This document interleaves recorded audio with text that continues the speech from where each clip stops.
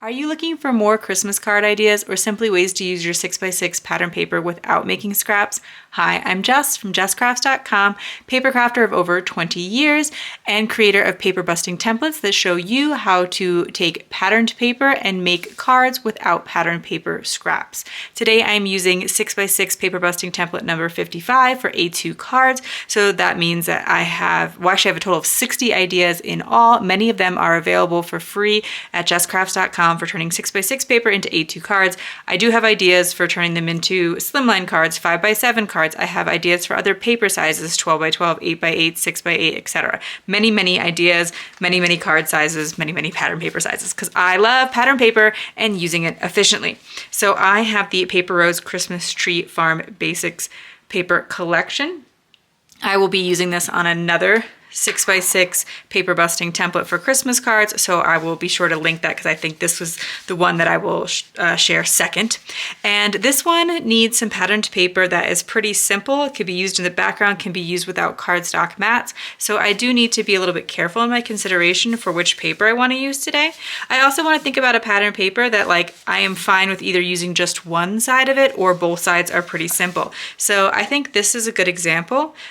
This side is a little bit busy with all of the different buckets of holly. I think it's pretty, but I am going to be cutting it quite small to 3/4 of an inch. So these are about 1/2 inch on my paper. I do think you could absolutely make it work. I do think you could cut the strips like that. Or you could pretend like it's single-sided paper. And I think that's probably what I am going to do today.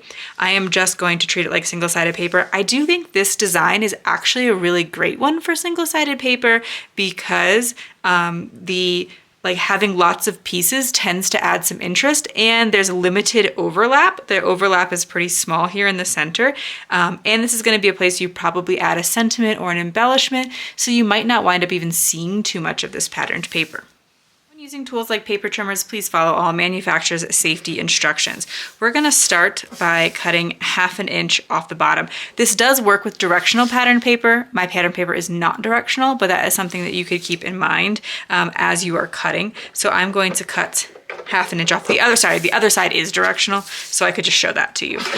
So I'm going to cut 1/2 inch off of the bottom, and then that 1/2 inch will be cut in half again to 3 inches. And these are the little, I would say this is probably where you'd put your focal point, but it is a very small piece. And then the remaining paper is just going to be cut to 3/4 of an inch. So I'll start at 6 and subtract 3/4 of an inch to 5 1/4, 4 1/2, 3 3/4, and so on until I have all of this pattern paper cut to 3/4 of an inch wide by 5 1/2 inches long. I just need a teeny tiny bit of a cardstock mat today, so I'm going to cut a cardstock mat for these 3 by 1/2 inch pieces. So I need to cut it to 3/4 of an inch and then cut it to 3 1/4, so that'll be 1/4 inch bigger on both sides. So cutting that to 3 1/4 and then matting it in the center there. And so this is great if you have little cardstock scraps for cutting mats out of. And you can wind up using a lot of patterned paper pretty quickly with this sketch because there isn't a lot of mats to cut, and then you can use up a good amount of cardstock scraps to go with it, especially with those smaller scraps. The most challenging thing about assembling this card is trying to get the spacing right. So it's simple because there's not a lot of mats and stuff to cut, but you do have to try to carefully center all of these pieces. And so what I like to do is start at the edges and make sure each of the 2 pieces on the edges are about equidistant from the edge of the card. And then I lightly place down my 2 center pieces. This is where I think that a tape adhesive can come in handy, but also with glue you can shift that around. It's just you have a more limited time. And so then I can place them down, I can kind of mess with them until I think they look exactly how I want them, and then press everything down. And once you do make one, you can often then use that one as a template for the others. So if I were to go to make the second card, I could place these next to each other and then just start taping them down above the strips. So in theory, I cut all of these exactly to 3/4 of an inch, but I do notice that there are a few that seem a little bit thinner than the others. It could just be that, particularly there's like one that's really standing out, and I have a feeling it might be just that like that was the edge of the paper. And so if the paper is not exactly 6 inches, or if I made some kind of small error in between, I'm not trying to say it's the manufacturer's fault, but you know, errors can happen. They can all sometimes be a little bit different in size, so you might need to be really careful with your measurements if that is really important to you. So then, because I made a couple other things I thought about with this card, I wound up not using a paper that was very Christmassy. I also didn't line up the patterns, which you could absolutely do if you wanted to make sure that they had been next to each other, and so that, especially because I do have these like lines that go across, if you want to make sure they match up, you can carefully choose your papers. Anyway, so since I didn't pick something that was particularly Christmassy, I thought I would pick some embellishments that could be a little bit more like Happy Holidays. I have this like Let It Snow and just a cute little sheep in a scarf. There's some holly berries on it here, but again, I think it's, you know, it could be fine for a Happy Holidays.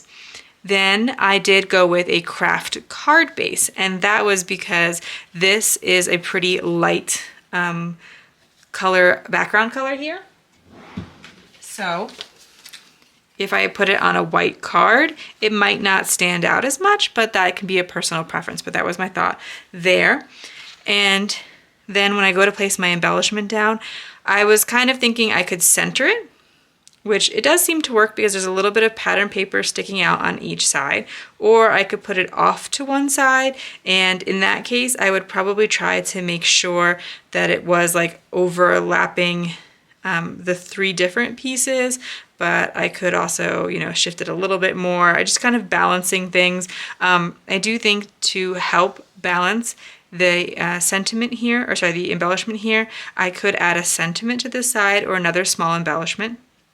And then as like if you really wanted to go off script a little bit, move away from the sketch, you could place your embellishment in the center, cut this in half and stretch it all the way across the card and cover that gap with the embellishment if you really would prefer things to look all centered, if that's like a better look for you. Kind of just, you know, manipulate the sketch to work for you. I am always just giving you kind of a starting idea, and then you can, you know, change it up from there. If you're wondering what to put inside your Christmas cards, I have jokes that are Christmas jokes. I also have winter holiday jokes, the Happy Holidays message, and just plain winter jokes at jesscrafts.com. They're free to download. You don't have to enter your email address or anything like that. So I will link those. But I have also designed these card inserts that allow you to put like a little activity and message inside your card, and they are designed in both portrait and landscape mode, so if your card is facing the other direction, that's okay. They do fit in A2 size cards and larger, so they wouldn't really fit in a slimline card, but they would fit in like a 5x7 card, for instance. And so they include a variety of activities, and then you can cut them apart and add them to your card. And I will leave you a link if that sounds interesting to you.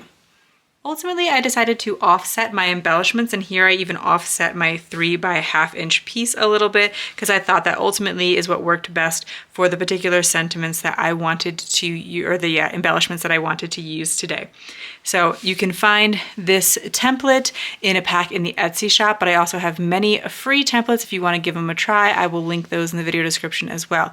If you found this video helpful, here's another video where you can find more ideas for enjoying your crafty time and supplies.